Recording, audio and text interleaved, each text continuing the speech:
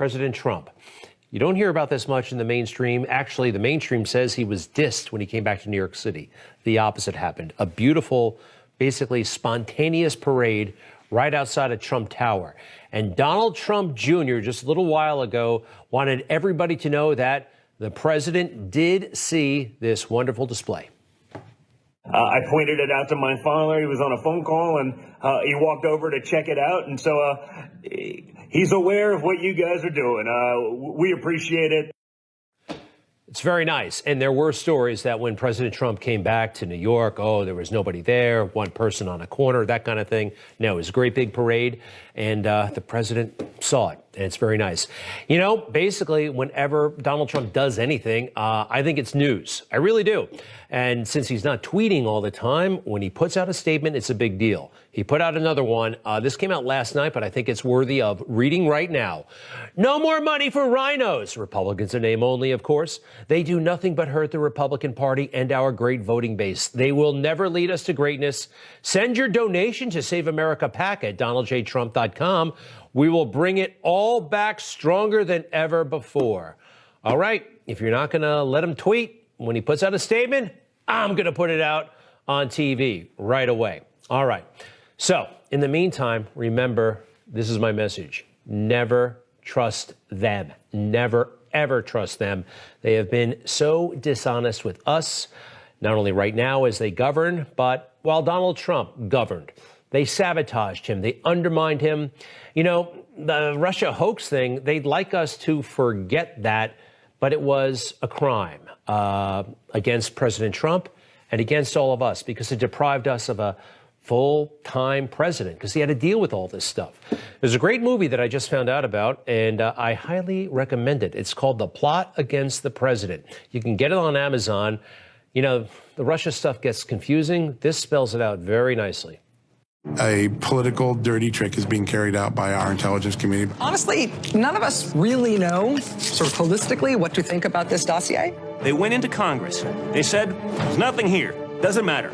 We'll keep going with FISA. We'll keep going with the investigation. And more importantly, we will go on TV day in and day out and lie to the American people to their face. And nothing's going to happen to us. The nation and all of our freedoms hang by a thread. And the military apparatus of this country is about to be handed over to scum who are beholden to scum.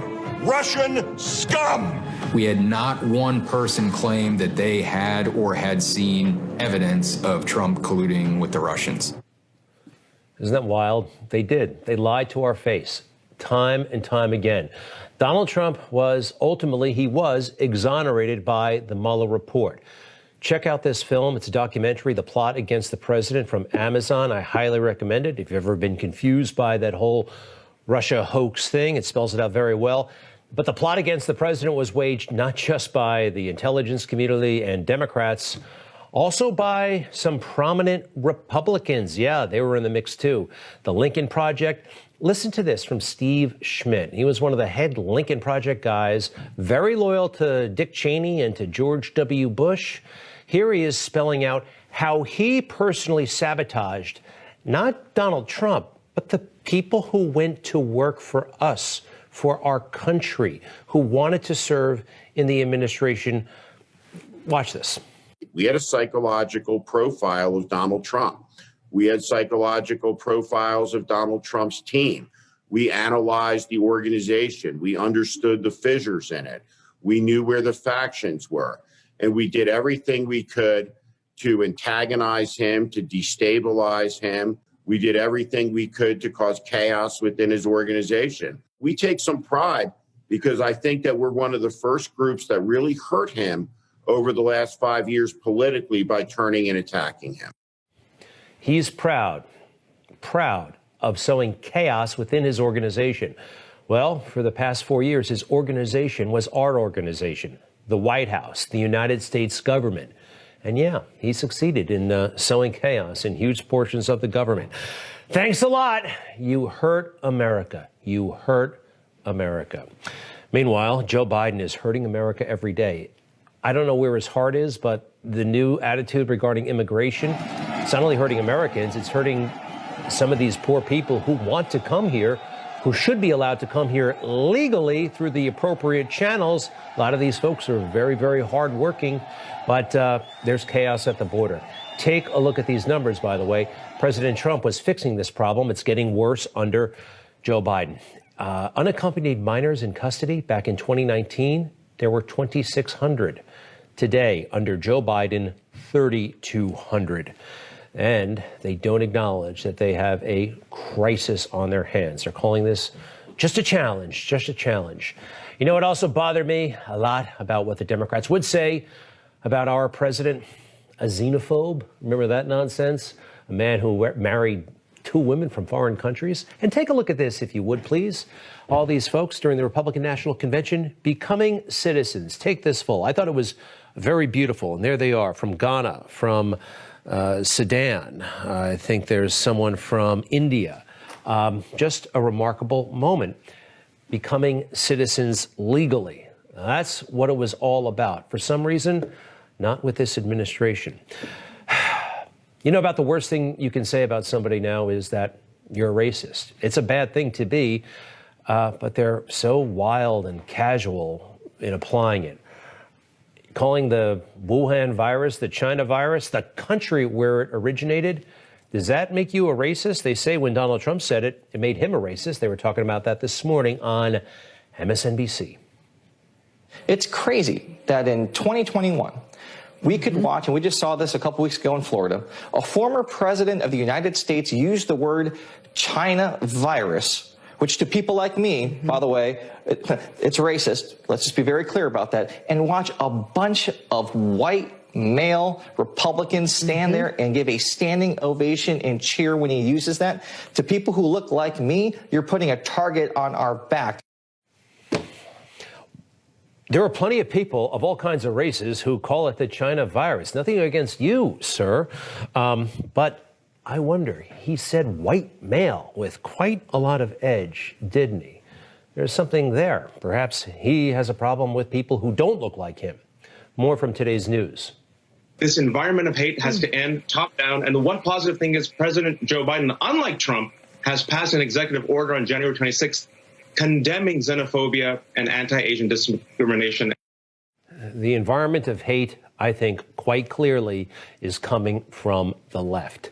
I feel it. You feel it. It's palpable. It's everywhere. The left are driving this right now. Here's something I want to run by you. It's a big story inside the Beltway. Ramifications potentially for the rest of us.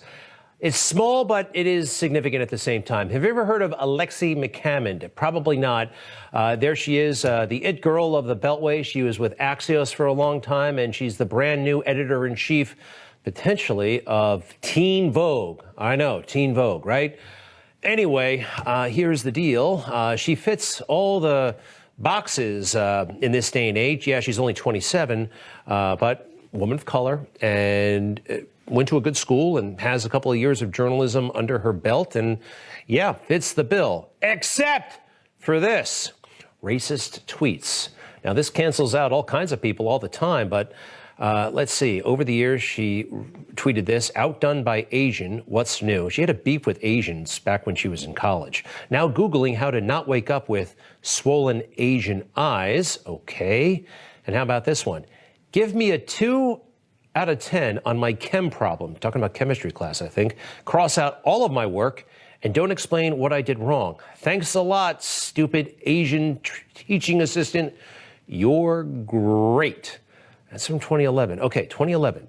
Barack Obama was president back then. It's not that long ago in a certain way, and I'm all about forgiveness and moving on, but the problems surrounding this individual, again, the it girl of the Beltway, just how many times did she have her drink spiked by some creepy guy? Could be 3. She wrote about several examples of this. Here's what happened the night I was drugged. Okay, that's January 14, 2016. She was talking about something that happened to her in college. Next up, take a look at this. I've been drugged twice in my life with the intent that I lose my inhibition and am unable to say no. I was lucky in that I made it home alone the first time and had friends with me the second time. Not everyone is that lucky. These allegations against Kavanaugh are horrifying. All right, she says twice in her life. Then In 2019, when she was late for work, she put this out to friends, colleagues. I'm sorry for not returning so many texts, emails, calls this week. On Monday, I was drugged while getting drinks at the St. Regis in D.C. I'm slowly recovering, but feel broken, violated, and furious. My Axios family has been completely invaluable in this moment. She didn't